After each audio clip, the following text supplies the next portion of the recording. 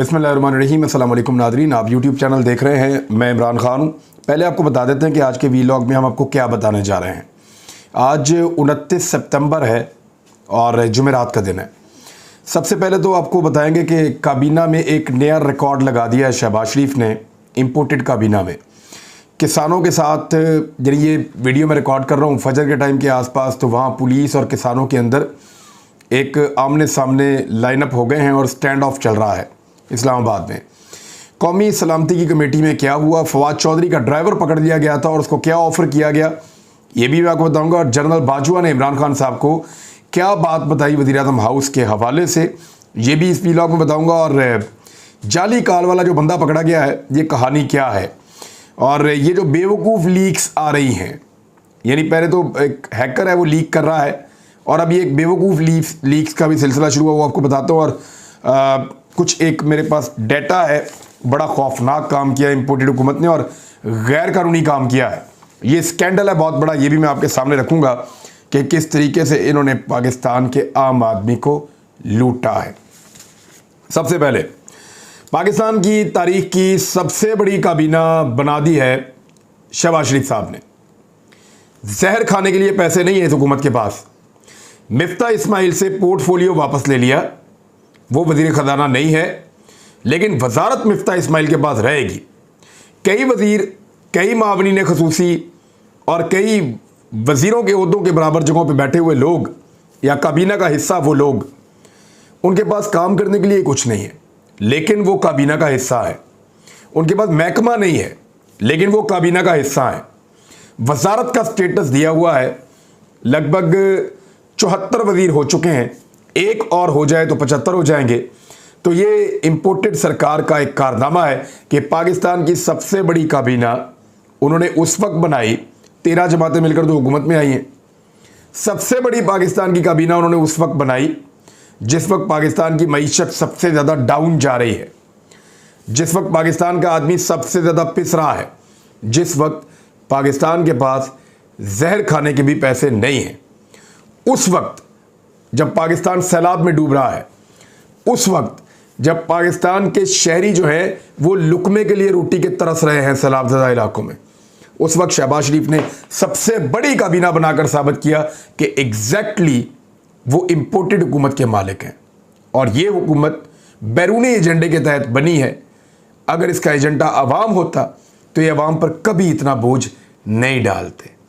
दूसरी खबर, किसान अपने हुकूक के लिए इस्लामाबाद में आए, वो अपना हक मांग रहे हैं। जो कीमतें इस वक्त डीज़ल की हो गई हैं, जो बिजली की कीमत हो गई है, जो खादों की कीमत हो गई है, जो ज़रूरी मशीनरी की कीमत हो गई है, उसके बाद किसान पिछले हफ्ते आए थे और उन्होंने कहा था कि अगर आपके साथ हमारे मुज़ाकरात कामयाब ना हुए तो हम दोबारा आएंगे। F9 पार्क में आए, मुज़ाकरात हुए और वापस चले गए। लेकिन हुकूमत ने किसानों को कोई आसरा नहीं करवाया और हुकूमत का मूड ही नहीं है किसानों के मुतालबात मानने का, क्योंकि IMF के साथ वो मुआहदा करके आए हुए हैं। तो किसानों का ये कहना है कि उनका जो डीज़ल उनको मिलता है वो इंतहाई महंगा है। डीज़ल के ज़रिए से वो ज़मीन से पानी खींचकर अपनी फसलों को लगाते हैं और उनको डीज़ल की कीमत बिल्कुल भी वारा नहीं खा रही। यानी डीज़ल की कीमत इतनी ज़्यादा है कि वो उसके ऊपर अपनी फसलों को पानी लगाते हैं तो उनकी कॉस्ट इतनी बढ़ जाती है फसलों की कि फिर उसमें उनको मुनाफा नहीं होता बल्कि नुकसान हो जाता है। तो एक तो महंगा डीज़ल, यानी डीज़ल किसानों का सिर्फ ट्यूबवेल चलाने के लिए नहीं इस्तेमाल होता। किसानों का डीज़ल जो है वो ट्रैक्टर चलाने के लिए इस्तेमाल होता है, ज़रूरी मशीनरी चलाने के लिए इस्तेमाल होता है। उसके बाद उनकी अजनास को वहाँ से निकाल कर ले जाकर मंडी में बेचने के लिए भी इस्तेमाल होता है। तो किसानों के लिए डीज़ल जो है वो एक लाइफ लाइन है और उसकी कीमत तारीख की बुलंद तरीन सतह पर इस इम्पोर्टेड सरकार ने पहुँचा दी है। और फी लीटर पेट्रोल के ऊपर 70 रुपये तक ये हुकूमत कमा रही है। यानी इन्होंने 70 रुपये का पेट्रोल बेचना था, 70 रुपये तो ये ऊपर कमा रही है और इतना महंगा इन्होंने कर दिया है डीज़ल को। फिर उसके बाद जो है वो यूनिट बिजली का इनको जो मिल रहा है किसानों को, वो लगभग 36 रुपये यूनिट तक चला गया है। अभी इसके ऊपर जो दूसरे चार्जेज हैं वो अलग हैं। तो 36 रुपये यूनिट, इमरान खान साहब 16 रुपये यूनिट दे रहे थे, बल्कि किसानों के लिए सब्सिडी भी थी। तो ये सारा कुछ छीन लिया और किसानों का बेड़ा गर्क कर दिया। 36 रुपये यूनिट बिजली मिल रही है किसान कैसे बिजली के जरिए ट्यूबवेल चलाएगा या अपनी फसलों को पानी देगा? तो ये एक बहुत मुश्किल काम है किसान के लिए। खाद की कीमतें दुगनी से ज़्यादा कर दी हैं इन्होंने, और इतनी महंगी खाद कर दी है, तमाम खादों के ऊपर से सब्सिडीज़ भी ख़त्म कर दी हैं। तो अब किसान जो है वो 1 एकड़ में जितनी खाद उसकी डलती है उस हिसाब से तो उसकी फसल ही नहीं बिकेगी। यानी कोई किसान अपनी फसल के ऊपर 200 रुपये लगा के 150 रुपये की फसल बेचेगा तो 50 रुपये लॉस में ही जाएगा ना, मुनाफे में तो नहीं जाएगा। और फिर फसल भी उसकी अच्छी बनती है बुरी बनती है ये तो अल्लाह रब्बुल इज़्ज़त जानते हैं, ये तो मौसम के क्या हालात बनते हैं ये तो अल्लाह जानते हैं। तो वो इतना बड़ा रिस्क कैसे लेगा, महंगे डीजल के साथ, महंगे पेट्रोल के साथ, और महंगी बिजली के साथ, और महंगी खादों के साथ। तो किसानों के जो मुतालबात हैं वो ये हैं कि जो बिजली का यूनिट है वो उनके लिए सस्ता किया जाए, डीजल की कीमत जो है वो कम की जाए, खाद के ऊपर उनको दोबारा सब्सिडी दी जाए, ट्रैक्टर और ज़राई मशीनरी जो साथ वो किसान इस्तेमाल करते हैं उसके ऊपर टैक्सेस को ख़त्म किया जाए, ताकि किसान जो है वो इस बुरी सूरत हाल से बच सके। अभी उनका बारिशों में भी बहुत नुकसान हो गया, वो चाहते हैं गवर्नमेंट उसके ऊपर भी इनको फैसिलिटेट करे, क्योंकि जनूबी पंजाब का जो किसान है उसको खाद चाहिए, उसको बीज चाहिए। किसान कह रहे थे हम तो पहले ही मरे हुए हैं, ये हमें और मारना चाहते हैं तो मार लें आकर। वहाँ पुलिस और किसान आमने सामने लाइनअप हो रहे थे आधी रात को, फजर की नमाज से पहले। पुलिस ने लाइटें बंद कर दी थी और कंटेनर्स मंगवा लिए थे। किसानों ने कहा कि हमारे किसान भाई थोड़े से पीछे आ जाएं, और याद रखिएगा ये पूरे पाकिस्तान को खिलाते हैं, ये पाकिस्तान का पेट पालते हैं अल्लाह रब्बुल इज़्ज़त के हुक्म से, अल्लाह रब्बुल इज़्ज़त की मदद से, क्योंकि अल्लाह रब्बुल इज़्ज़त ही सबको पालता है और सबको एक एक दाना और एक एक अनाज देता है, लेकिन किसान उसमें वसीला बनता है। ये लोग दिन रात मेहनत करते हैं, मौसम से लड़ते हैं, सख्तियों से लड़ते हैं, बड़ी मुश्किलों से काम करते हैं, इंतज़ार करते हैं और फिर अनाज फराहम करते हैं। पूरी दुनिया में किसान की एक इज़्ज़त होती है, फार्मर की, लेकिन पाकिस्तान में इनको हमेशा जलील और रुसवा किया जाता है। इमरान खान साहब के दौर के अंदर कुछ पॉलिसी से किसान खुश हुए थे और कुछ से नाराज़ भी हुए थे, लेकिन इस हुकूमत ने उनकी बिल्कुल कमर तोड़ दी है। किसान वहाँ पे खड़े थे, वो कुछ पीछे हटे और उन्होंने कहा कि हम पहल नहीं करेंगे, लेकिन अगर हुकूमत ने हम पर हमला किया तो फिर हम ईंट का जवाब पत्थर से देने पर मजबूर होंगे। मैं इमरान रियाज खान अपने पूरे दिल के साथ अपने किसान भाई के साथ खड़ा हूँ और मैं पीछे नहीं हटूँगा, किसानों का हर जगह पर साथ दूंगा, पहले भी देता रहा हूँ, क्योंकि वही हमारे लिए मेहनत करते हैं, रातों को जागते हैं, सुबह सुबह उठकर जाकर अपनी फसलें संभालते हैं, और उनकी मेहनत का जो फल है वो पूरा पाकिस्तान खाता है। तो इस मुश्किल वक्त में उनको अकेला नहीं छोड़ूंगा, अपने काम के ज़रिए, अपनी आवाज़ के ज़रिए से उनका पूरा साथ दूंगा, और इसी तरह पूरे पाकिस्तान को भी किसान भाइयों का साथ देना चाहिए। अब आ जाए, कौमी सलामती कमेटी की एक मीटिंग हुई है और वहाँ पे ऑडियो लीक्स वाला मामला जो है वो डिस्कस हुआ। उसके बाद एक कमेटी बना दी गई है जहाँ पे अब तहकीकात की जाएंगी। हुकूमत के लिए वाकई एक बड़ी परेशान कुन सूरत हाल है। हुकूमत की जो ऑडियोज़ निकली हैं वो बहुत परेशान कुन हैं, और अगर ये हैकर जुम्मे वाले दिन ऑडियोज़ की बम्बारमेंट कर देता है तो इस हुकूमत के पल्ले कुछ नहीं बचेगा, क्योंकि बहुत सारी चीज़ें ऐसी सामने आने वाली हैं जिससे हुकूमत की परेशानी में बहुत ज़्यादा इजाफा होगा, और हो सकता है फिर ये हुकूमत लंबी ना चल सके। तो ये ऑडियोज़ तो बहुत गले पड़ने वाली हैं, साजिशी ऑडियोज़ हैं।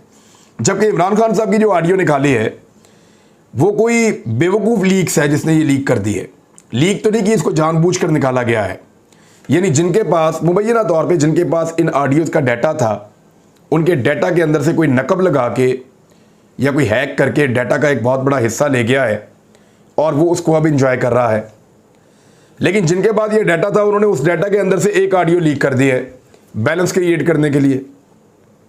अब जो बैलेंस क्रिएट किया गया है उसमें इमरान खान साहब की ऑडियो है, लेकिन ऐसी मैंने डफर हुकूमत या इस तरह के मैंने लोग नहीं देखे जिनको ये पता ही नहीं है कि क्या लीक करना और क्या नहीं करना। यानी इमरान खान पहले दिन से कह रहे हैं कि साइफर एक हकीकत है, पहले दिन से कह रहे हैं कि उसके ऊपर तहकीकात करवाओ, पहले दिन से कह रहे हैं कि साइफर एक साजिश है, और ये मान नहीं रहे थे। नहीं जी नहीं, कोई साइफर नहीं है, कोई लेटर नहीं आया, कोई इस तरह का ख़त नहीं है, ऐसी कोई बात ही नहीं हुई, ये तो इमरान खान साहब झूठ बोल रहे हैं, साजिश कर रहे हैं। लो अब ला के खुद ही साबित कर दिया। 3 चीज़ों को उस ऑडियो को लीक करने में इन्होंने साबित कर दिया। नंबर 1, इमरान खान साहब जो कह रहे थे वो ठीक है, वो एक साजिश है। नंबर 2, साइफर को इमरान खान साहब से छुपाने की कोशिश की गई, जो इस ऑडियो में साबित भी हो रहा है। और एक ये कि जितने लोग भी इससे भाग रहे थे और इसके बारे में गलत बयानी कर रहे थे वो झूठे निकले हैं, और ये रिजीम चेंज ऑपरेशन इस साइफर के नतीजे में हुआ है। तो ये 3 चीज़ें तो बड़े आराम से साबित हो गई हैं। फवाद चौधरी साहब का ड्राइवर पकड़ लिया गया था, और फवाद चौधरी साहब के ड्राइवर को पकड़ा गया, और उसके बारे में जो खबर है मैं आपके साथ शेयर कर देता हूँ। मुबैना तौर पे उसको अगवा किया गया और फिर कहा गया कि पैसे ले लो और हमारे इन्फॉर्मर बन जाओ।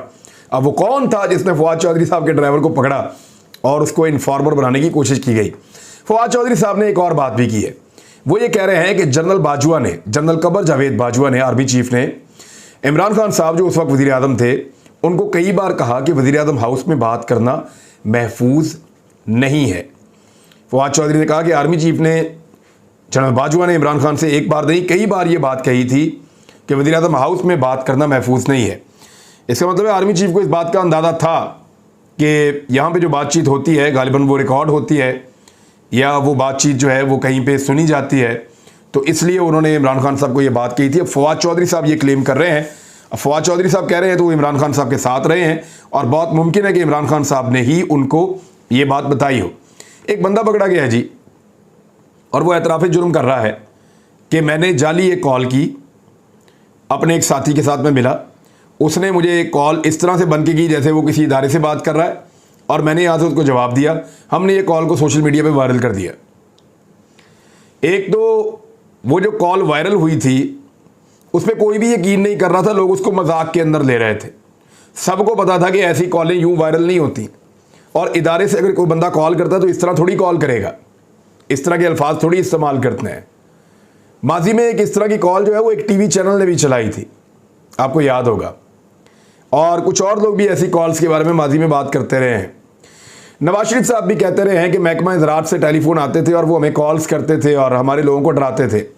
इमरान खान साहब भी ऐसी बात करते हैं, लेकिन इस कॉल को किसी ने अहमियत नहीं दी। लेकिन ये बंदा पकड़ा गया और इसने कहा जी कि मैंने ये काम किया है, और आप इमरान खान की और फवाद चौधरी की और बाकी लोगों की बातों में ना आए। मेरे ख्याल में लोग रोटी को चोची नहीं कहते, लोग बेवकूफ़ नहीं हैं। ये तो एक प्रैंक तरह की कॉल थी, किसी ने प्रैंक किया हुआ, जैसे 2 लोग मिलकर प्रैंक करते हैं ना कि तुम भाई ये कहना मैं आगे से ये कहूँगा, तुम ये कहना मैं आगे से ये कहूँगा। वो एक प्रैंक टाइप की एक कॉल थी, एक फेक कॉल थी, और लोगों ने उसको हंसने के लिए, मजाक के लिए एक दूसरे को फॉरवर्ड किया हुआ था, और ऊपर हंस भी रहे थे लोग। लेकिन इसको भी पकड़ लिया, और पकड़ के इसका सॉफ्टवेयर अपडेट करके इससे भी एक स्टेटमेंट निकलवा दिया इमरान खान के और फवाद चौधरी के खिलाफ। तो लोग बेवकूफ़ नहीं है, लोगों को पता है कि कॉलें कौन करता है, लोग जानते हैं कि असली कॉल क्या होती है, और लोगों को पता है कि असल में दबाव कैसे डाला जाता है। जो लोग इस दबाव से गुजरे हैं वो सब जानते हैं और उनको सब पता है। अब आ जाए इस बात के ऊपर कि मौलाना फजलुर रहमान साहब जो हैं उनका स्टेटस मैं सिर्फ आपको बता दूं, अभी भी वो पीडीएम के सरबराह हैं, लेकिन मौलाना फजलुर रहमान साहब महंगाई के मामले पर इस हुकूमत के साथ खड़े हैं। 50 साल का रिकॉर्ड महंगाई का टूट गया, मौलाना फजलुर रहमान साहब हुकूमत के साथ खड़े हैं।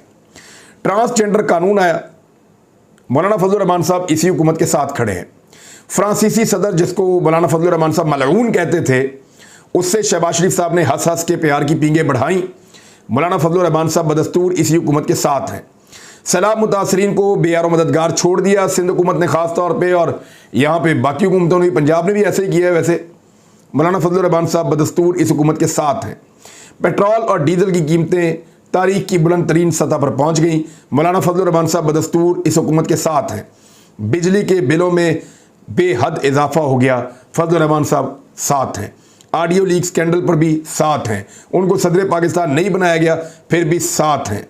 मौलाना फजलुर रहमान साहब अगर इसी तरह इक़्तिदार के साथ चिमटे रहते हैं ना, तो याद रखिएगा उनकी 15 सीटें 10 तो हो जाएंगी, लेकिन 15 सीटें 20 नहीं होंगी, और ये बात आप लिख कर रख लें। अब आए, एक स्लैब सिस्टम होता था बिल के अंदर, गरीब लोगों के लिए एक स्लैब सिस्टम बनाया हुआ था कि जो बंदा 1 यूनिट से लेकर 100 यूनिट तक खर्च करेगा, बिजली कम बिजली खर्च करेगा गरीब आदमी, उसको बिजली मिलेगी 7 रुपये 74 पैसे फ़ी यूनिट। जो 101 यूनिट से 200 यूनिट तक इस्तेमाल करेगा उसको मिलेगी 10 रुपये की फ़ी यूनिट। जो बंदा 201 यूनिट से 300 यूनिट तक इस्तेमाल करेगा, यानी उससे थोड़ा बड़ा सारिफ है, उसको मिलेगी 13 रुपये कुछ पैसे में फ़ी यूनिट। तो इन्होंने स्लैब सिस्टम ख़त्म कर दिया है, और स्लैब सिस्टम जो ख़त्म किया है वो नेपरा की हेयरिंग और नेपरा की अप्रूवल के बगैर ख़त्म किया है। और अब सबको जो यूनिट मिलता है वो 24 से 25 रुपए में मिलता है। यानी जिसको 100 यूनिट वाले को बेचारे को 7.25 रुपए में यूनिट मिलता था, अब उसको 24-25 में मिलता है। जो 200 यूनिट तक वाला है वो 10 रुपए का यूनिट लेता था, वो भी अब 25 रुपए का यूनिट ले रहा है। जो 300 यूनिट वाला है वो 13 रुपए कुछ पैसे का यूनिट लेता था, वो भी 25 रुपए का यूनिट ले रहा है। और ये सब कुछ गैर कानूनी तरीके से नेपरा की अप्रूवल के बगैर किया गया है। अब इसी तरह जब इस तरह इन्होंने बिजली की कीमत बढ़ा दी है बहुत ज़्यादा, तो साथ ही साथ जो fuel adjustment tax, excise duty, इन सब की शरह ऑटोमेटिकली बढ़ गई है। और यूनिट जाकर पड़ता है, जो आज हम हिसाब किताब लगा रहे थे, वो 61 रुपए से 71 रुपए तक यूनिट चला जाता है बिजली का एक। इसीलिए तो गरीब बुलबुला रहा है, इसीलिए तो गरीब चीखें लगा रहा है। कमर्शियल सारिफ तो महंगाई करके कोई ना कोई गेम डाल के अपने पैसे पूरे कर लेगा। असल जो बोझ पड़ा है वो पड़ा है घरेलू सारफ के ऊपर, एक आम आदमी के ऊपर। और ये हुकूमत ने इसको बिल्कुल आउट ऑफ द वे जाकर किया है, गरीब की कमर तोड़ दी है। और ये बहुत बड़ा स्कैंडल है, इस पर दोबारा बात करेंगे। अब तक के लिए इतनी, अपना ख्याल रखिएगा, अपने चैनल का भी। अल्लाह हाफिज़।